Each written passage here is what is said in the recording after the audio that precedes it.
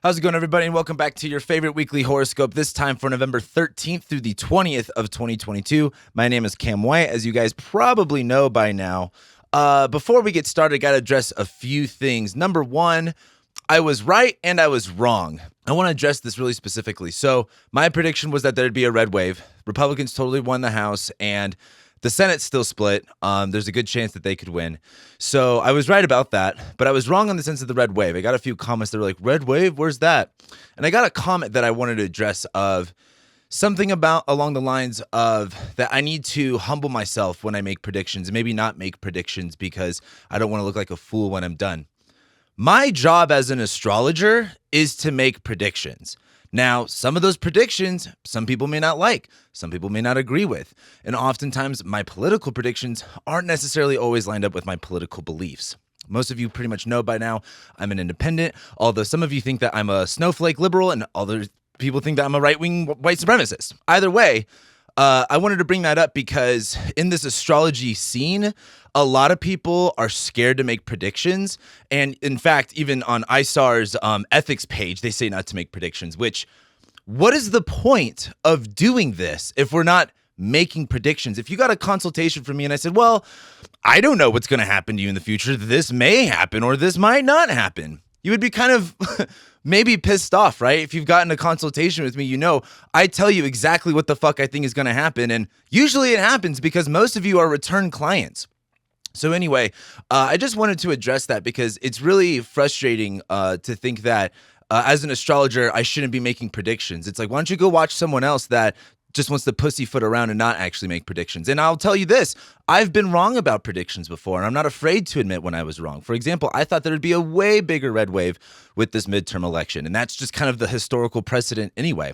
But I was wrong on that sense. I thought it would be a lot bigger, but I was still right in the sense where the GOP won the House. And the Senate, I'm not sure where the Senate's going to be. I've been watching the election results, but either way, I just wanted to address that. Now, with that aside, let's go ahead and get started with this week. Guys, we're finally starting to get to a point where everything's going to start being, quote unquote, better. The eclipse season is now over, and as everything is starting to move forward, things are looking like they're moving forward. The first thing is that we have going on this week is Venus making a trine to Jupiter. While Venus is still in Scorpio, there is still a little bit of pain and angst, but Venus trine Jupiter is amazing. Mercury's going to trine Jupiter. I love that.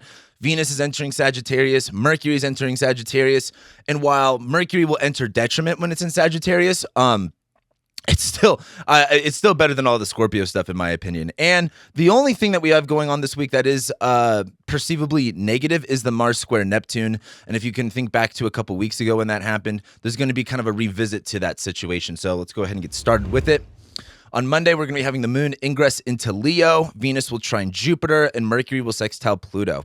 Now, we should probably just get started with the moon part of it. As the moon goes into Leo, you guys know what I'm talking about. The moon, we're talking about our emotions. We're talking about, the moon is kind of like how we feel day to day to day. The moon moves signs every 2 or 3 days. So every 2 or 3 days, we're kind of emotionally in one spot.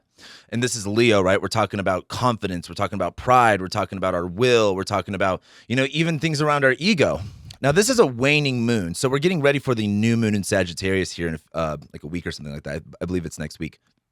But as this moon goes into Leo, we are going to be feeling a little bit more confident, a little bit more pride, a little bit more proud, I should say, a little bit more boastful. Now, with everything still in Scorpio and the moon in Leo, we might be a little bit edgy. We might be a little bit, edgy is probably the best word for it. And maybe a little bit like willing to push the boundaries, maybe willing to say a few things that normally we wouldn't say. The moon in Leo kind of gives us confidence to just kind of put ourselves out there.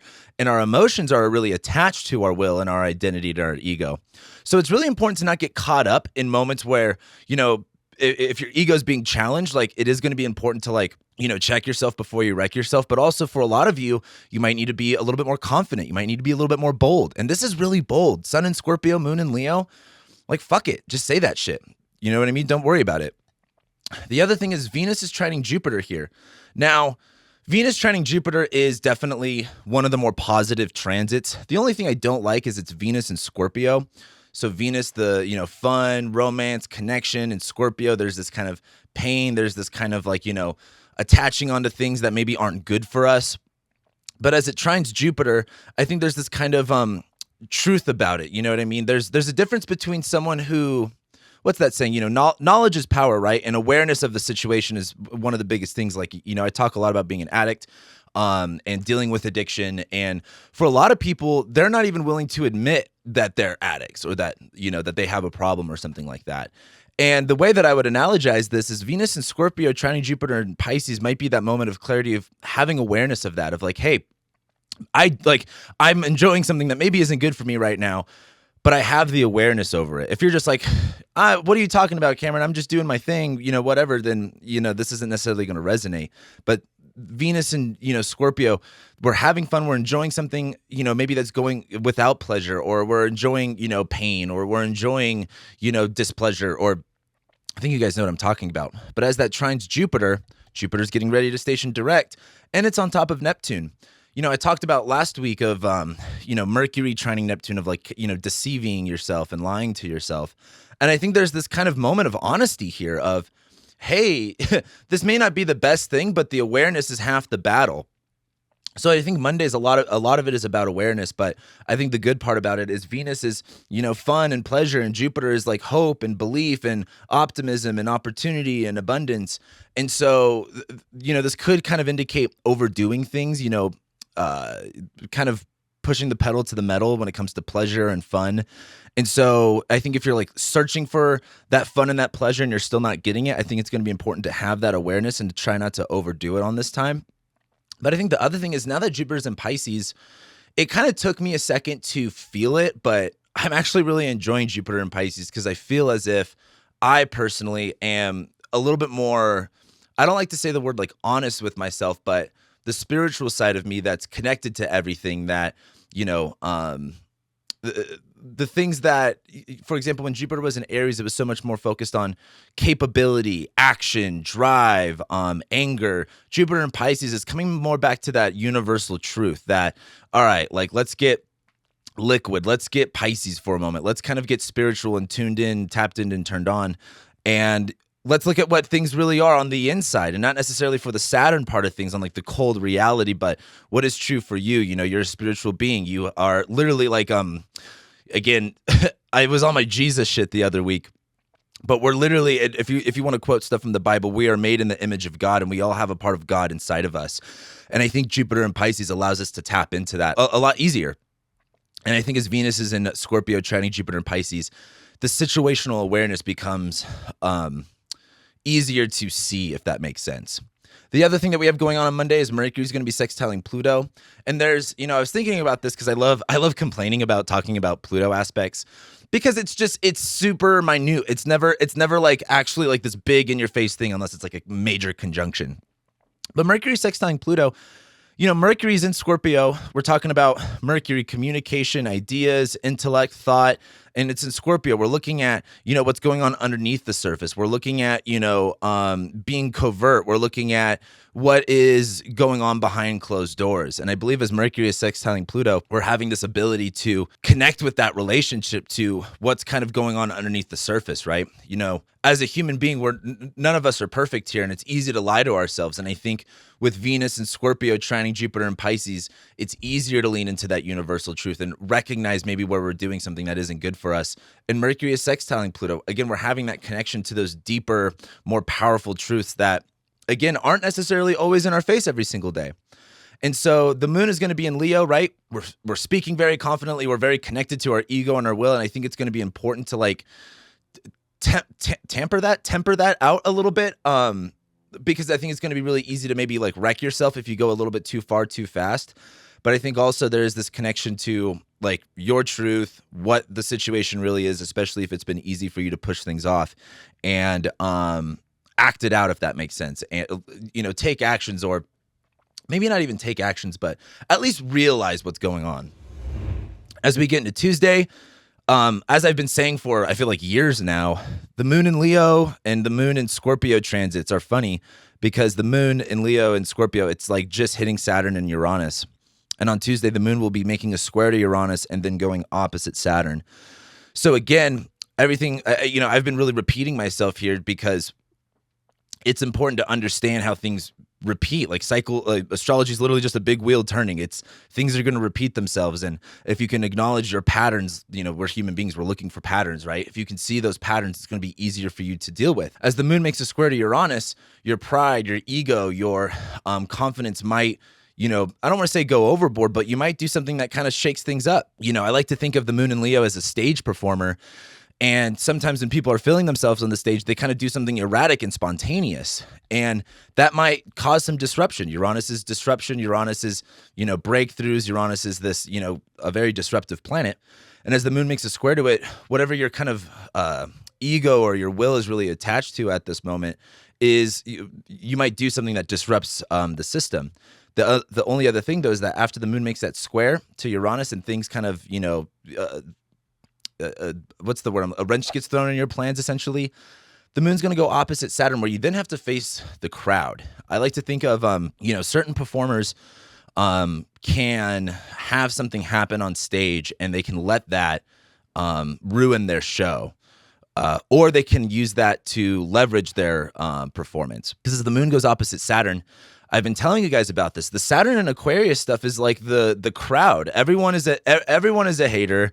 If you're not completely on one side, everyone's against you. And Saturn and Aquarius is like, oh, well, we're going to outcast you. We're going to alienate you, X, Y, and Z. But that moon opposite Saturn is, I think emotionally, you might be more sensitive to that feedback. You might be more sensitive to that criticism. And my only suggestion is, use it to your advantage. I watch a lot of stand-up comedy, and something I love is watching crowd work. Not every comedian is good at crowd work, but someone in the audience could say something, super ridiculous or just super like, why did you even say that? And then they can flip that and use it for a comedic effect. And so on Tuesday, I also like to talk a lot about like Leo is about humility. A lot of people don't get that. But like in order to be on stage, in order to be in the spotlight, you got to understand like you are going to be made fun of. You are going to be, joked around, and you got to laugh with them. You can't just make it about yourself and go, oh, why me? You have to make it funny. And I think, humility is a really good thing to practice, especially in these times. But I think as the moon makes that square to Uranus, there's going to be a disruption in your day where maybe you kind of did something, you were overconfident about something and it disrupts something. And rather than going, oh, I'm stupid, I'm dumb, work with it. The only problem is as the moon goes opposite Saturn, there is going to be this facing that crowd and dealing with that criticism. And, you can't really listen to them, in my opinion. Like, it's all just noise. When everyone is a part of the mob, there's a difference between it's a crowd and like the mob mentality. And that's really been very clear with Saturn and Aquarius over the past 2 years, how quickly a crowd has turned into a mob and how the, elimination of the self in these mob mentalities. Because, when you see these mobs go on, people like lose their individual self and they like just subscribe to everything that the mob is doing. And they'll do things that they normally wouldn't do by themselves, but because there's a big crowd around them, they'll do it because they feel safe to do it. So you can't listen to that. You can't let that emotionally affect you. But as the moon's in Leo opposite Saturn, I think there's a really like positive time to like just deal with it and to not let it crush you.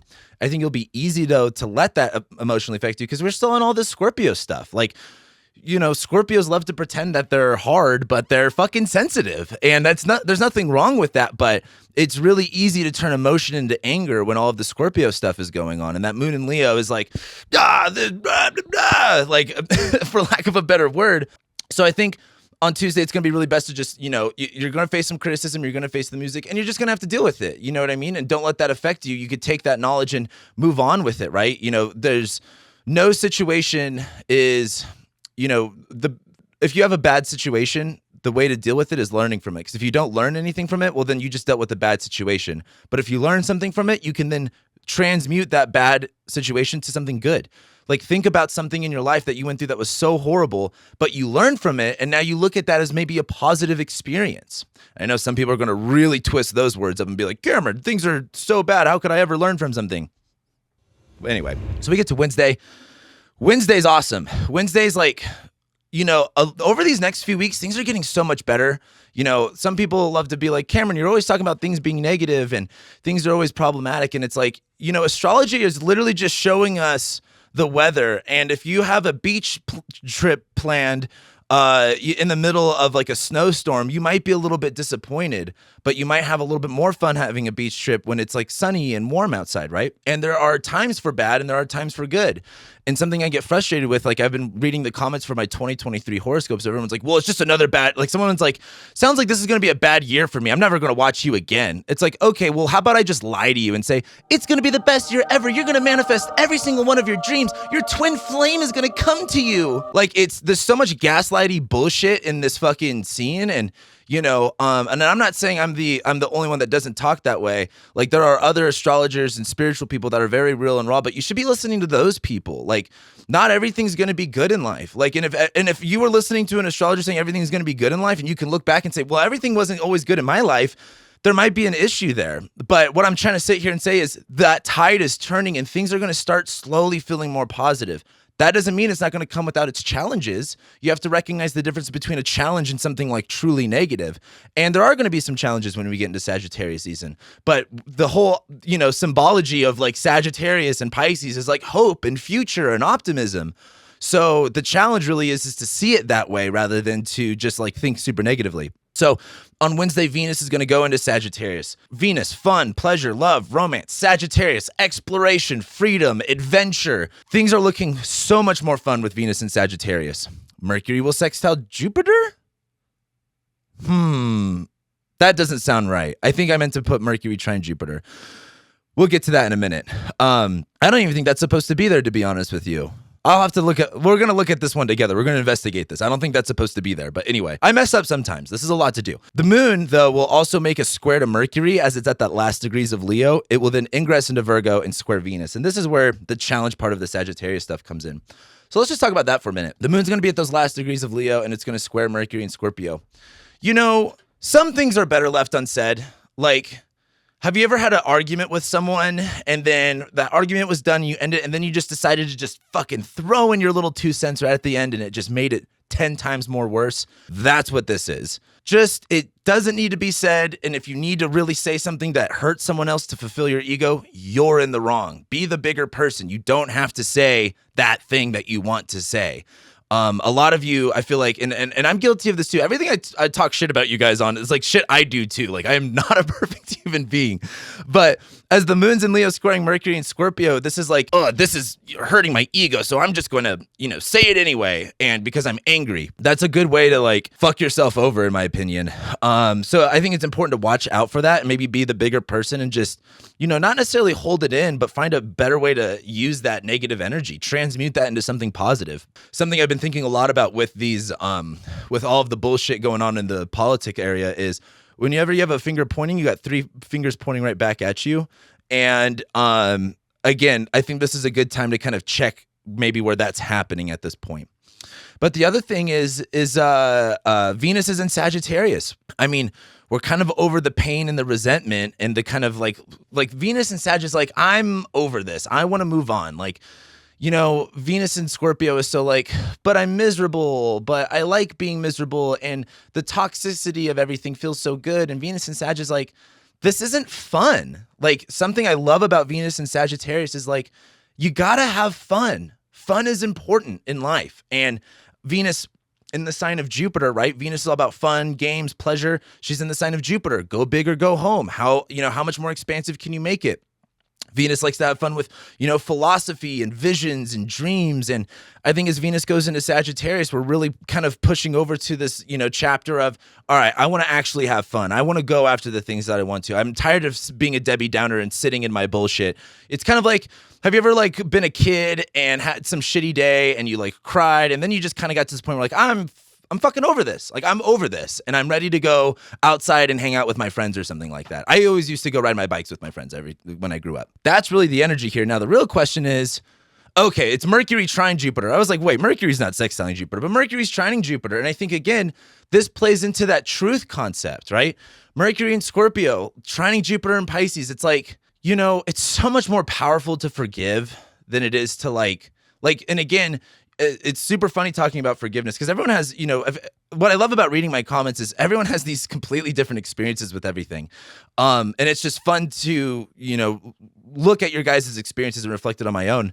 But, Mercury and Scorpio trining Jupiter and Pisces is like, you can hold on to that little tiny minute in your life of this pain and, oh, woe is me and blah, blah, blah, blah, blah. Or you can just forgive. Like, forgiveness is not about the other person. Forgiveness is about you, because when you hold on to that stuff, that is what turns into disease. Like, literally, like disease. If you have this pain and the resentment of your childhood and you're holding on to if you're 45 and you're still holding on to what your parents did, that's harming you more than it's hurting them. Your parents are probably dead. They don't give a fuck. So as Mercury's in Scorpio trining Jupiter and Pisces, a lot of Jupiter and Pisces is about forgiveness and about just seeing the bigger picture. It's about kind of moving on in a lot of senses. And that's something that we'll be dealing with as Saturn goes into Pisces and as time moves on. But I think as Mercury's in Scorpio trining Jupiter and Pisces, yes, you can say that, this person hurt you, or these words, hurt you, or, Mercury and Scorpio, we're really cynical. We're really stuck in this mindset of thinking. But as it trines Jupiter, it's like, but is that even helping? There's two things you could be in life. You could either be right or you can be happy. Oftentimes you really can't be both.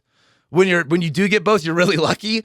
But when it comes to relationships, right? Like if you're dating someone, and you come at a crossroads, you could either be right or you can be happy. You could either be stuck in your ways and say, I'm right, and throw a little fit, or you could say, you know what? Let me get over that. I'd rather just things be cool and calm, and, I'll forgive you and move on, because then that takes away that energy, right? And now you're giving to someone else. Like, what I love about astrology is this is just showing us what energy we can transmute. And I think, something I really love about my negative comments is like, give me your negative comments. Tell me what's wrong, because that fuels me. Like, I'm not like, oh, like I'm just going to get back at these guys or whatever. But like, I transmute your negative energy into positive things in my life, because I see it as just energy. Whether it's positive or negative, you're giving me your energy for free. And when you give me that energy, I get to use that energy for things in my life that I want to do.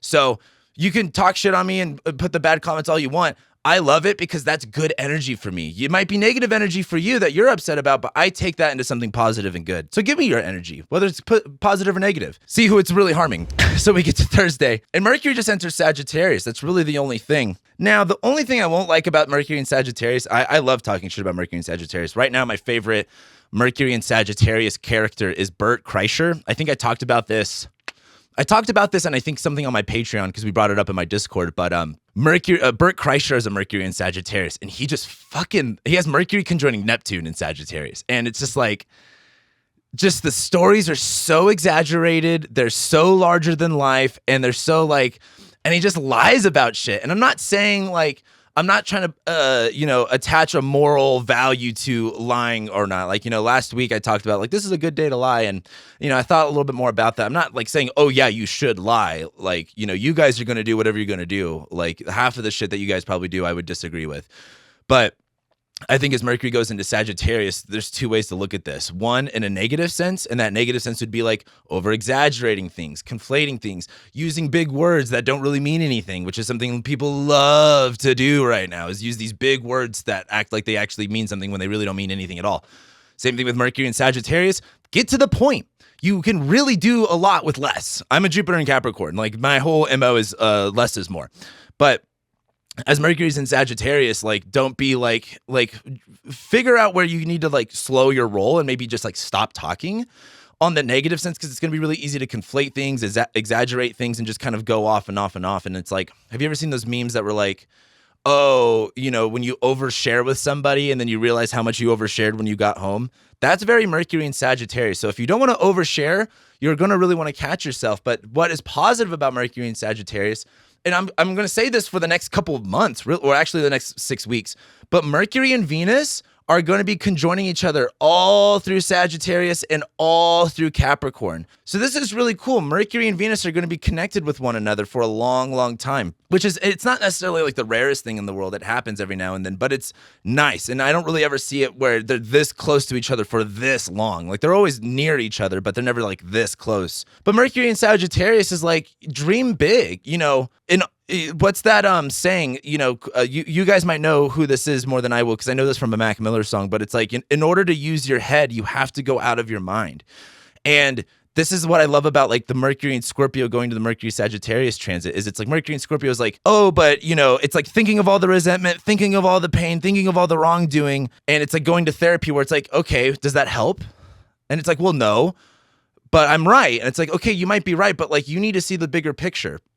And I think as Mercury's in Sagittarius, like look at the bigger picture, like rewrite the, script in your brain. There is a way that you can change. Like, for example, some people think that their beliefs are these things that are just fixed, and the astrology would actually go against that. Astrology shows, since Jupiter rules Sagittarius and Pisces, the mutable signs, beliefs are mutable. You can change your beliefs based off new information, and it's okay to be wrong. It's okay to change your beliefs, right? It's just important that you change them. And I think as Mercury's in Sagittarius, you have to go out of your head. You have to dream bigger. You have to look at this bigger picture. And it's not going to make sense, right? Same thing, something I appreciate more now as an adult is, because I was born and raised super evangelical Christian, and there's a lot of things I don't subscribe to. Like, I still wouldn't necessarily if I went to like Saudi Arabia, I'd call myself a Christian, but like, that's a different story. But it's like, it's not about there's a big man in the sky creating everything, but there are these teachings that, although maybe the setting may not necessarily make this perfect, clear sense, there's still good things to take out of, the Bible or the Quran or whatever religious practice that you have. And of course, don't even get me started on the bad things religions do. But there are still good teachings, and you have to kind of separate, your rational thinking, because in this world right now, we're so focused on, well, it's not, science doesn't explain that.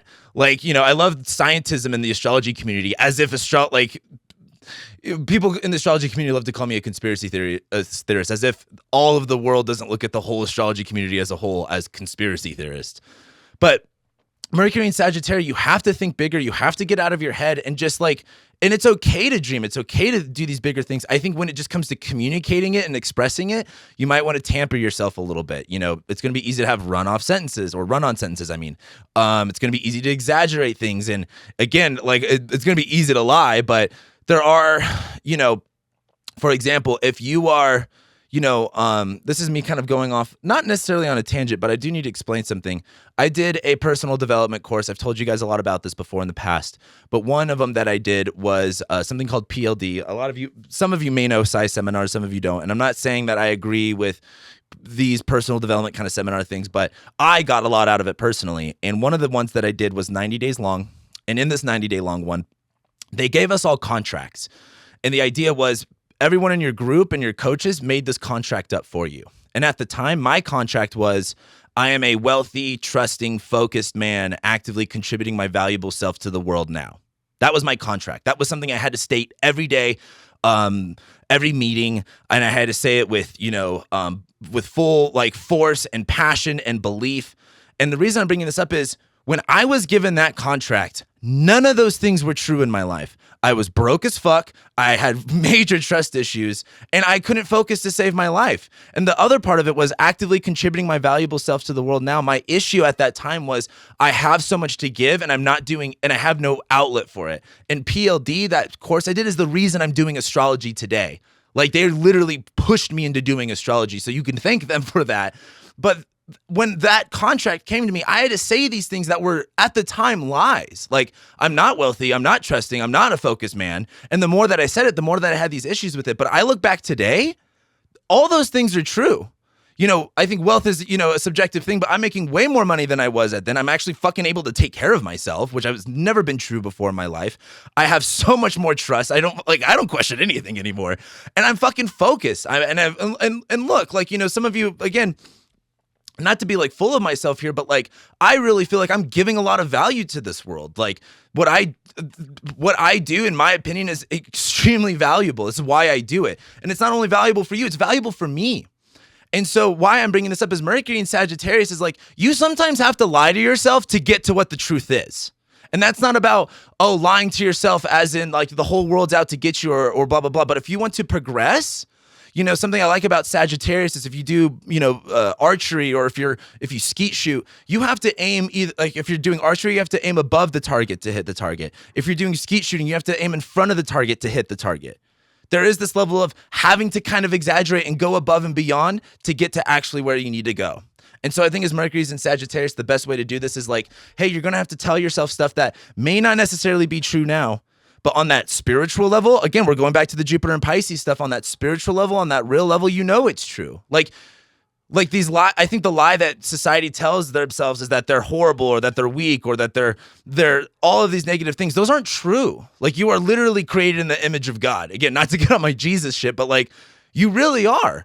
And it's up to you whether or not you subscribe to that and you live that truth, or if you live the lie that society tells you that you're not good enough, that you're not capable, that, X, Y, and Z bullshit reason that you can't do whatever. Anyone can do whatever they want. Like something I love about my job is listening to people's dreams of what they want to do with their career or what business they want to start.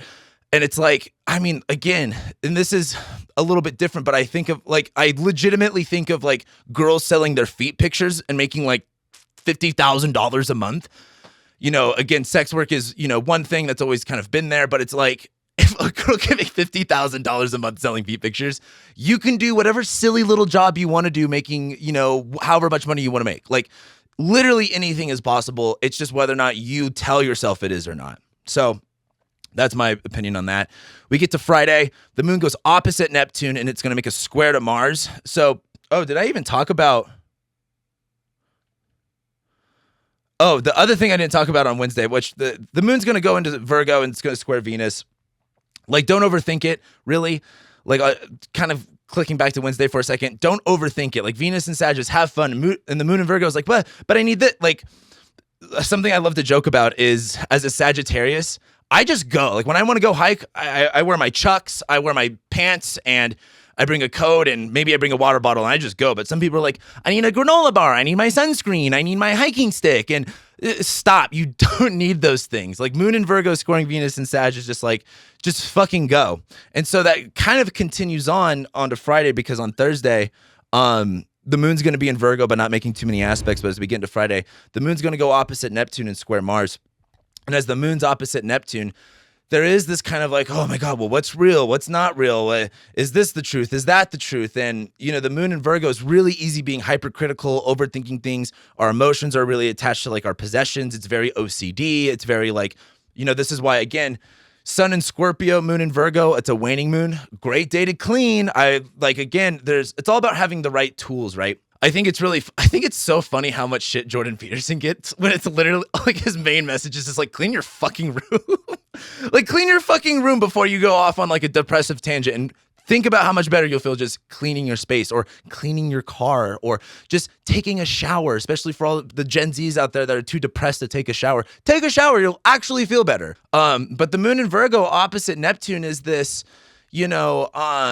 I think overthinking things, kind of getting so, again, it's kind of a little bit of mental gymnastics, but I think as the moon in Virgo goes opposite Neptune, there is this kind of, maybe you're cleaning something and you can't find something. It's like maybe you're organizing stuff, but something's missing, something's not clear, something's not right. And then the moon is going to make a square to Mars where there's this kind of frustration where Mars in Gemini is like, I feel like Mars in Gemini retrograde is, it's very distracting, number one. I don't know if you guys have been more distracted lately, but I've been very distracted lately.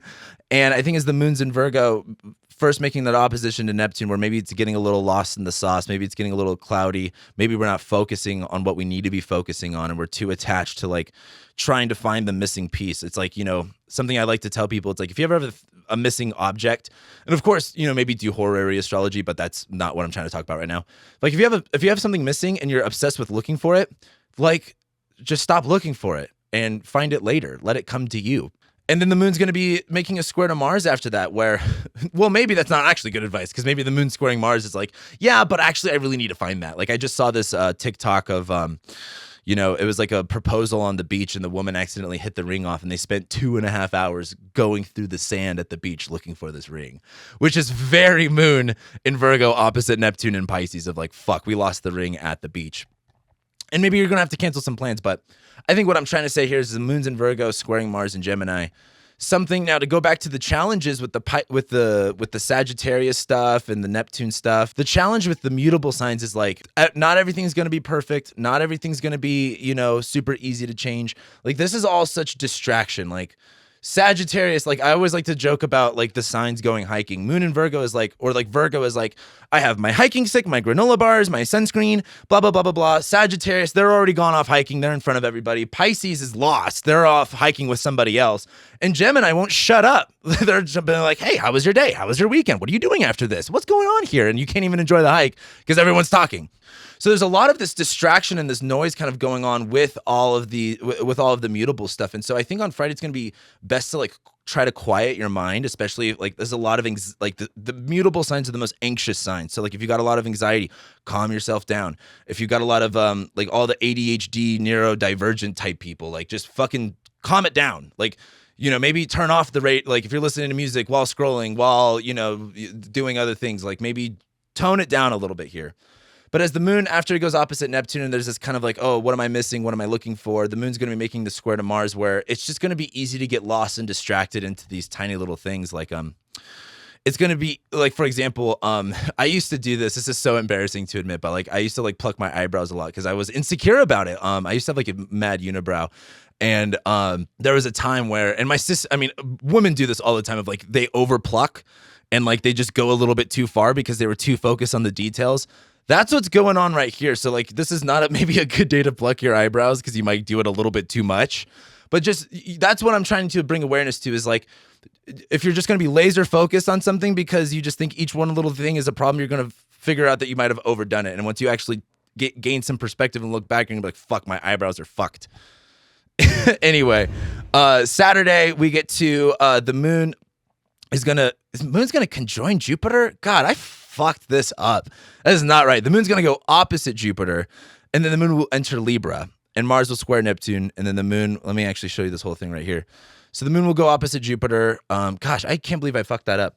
The moon will go into Libra, Mars will square Neptune, and the moon will sextile Mercury and Venus as it goes into Libra. Saturday's looking pretty good, in my opinion. The only issue with Saturday is, of course, the Mars-Neptune square.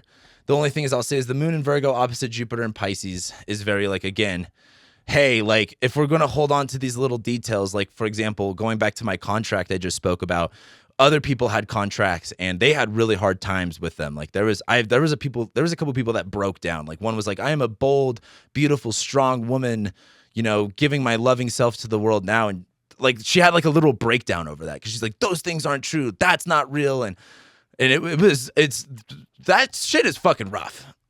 But that moon in Virgo opposite Jupiter and Pisces is like, you know, she's like, well, maybe not beautiful. Maybe put like fine or something like that. Like, stop worrying about the little fucking details and just go with it. Like, you do have, this is a trust process. This is a trust, a fall sort of sense. And if like, you're going to be super worried about every single little detail, you're going to lose the meaning of the what you're trying to do. So don't overthink every little detail.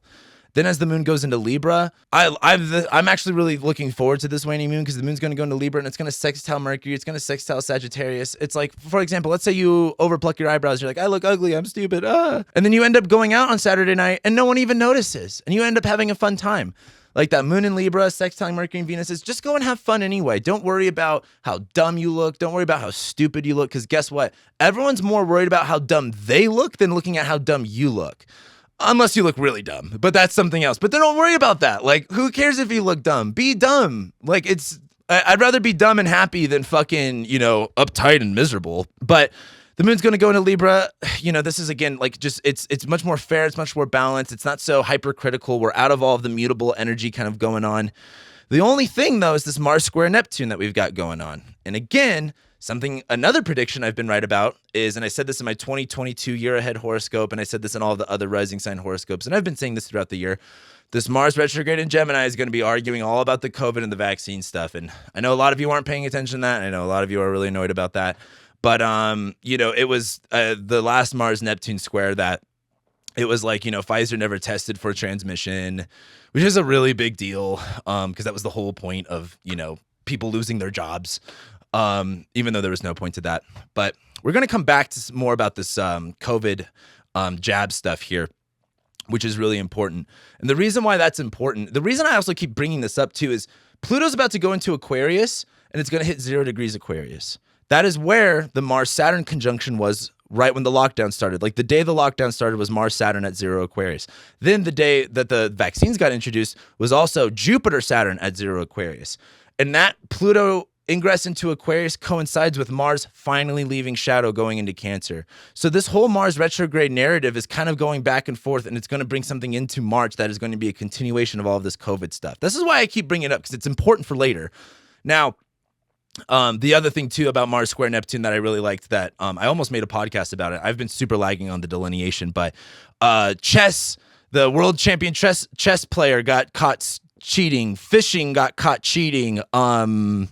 What was the other one? Oh, there was a poker scandal and cheating. This Mars and Gemini squaring Neptune is very like cheating kind of energy. So it's going to be really important to think about. And again, when Mars does square Neptune here and it's retrograde, we're kind of going back over that information. We're going to be re-examining that. We're going to be going, okay, where was I deceived? Where was I lied to? How can I go about this better? What information do I have now in order to combat this kind of stuff? And it is going to be very frustrating because it's frustrating when you don't know what the truth is. And again, Mars's ruler is in detriment in Sagittarius. It's like the idea of what exactly the truth is or what's real is going to be really difficult to see. Man, this is 41 minutes. I need to get my shit together.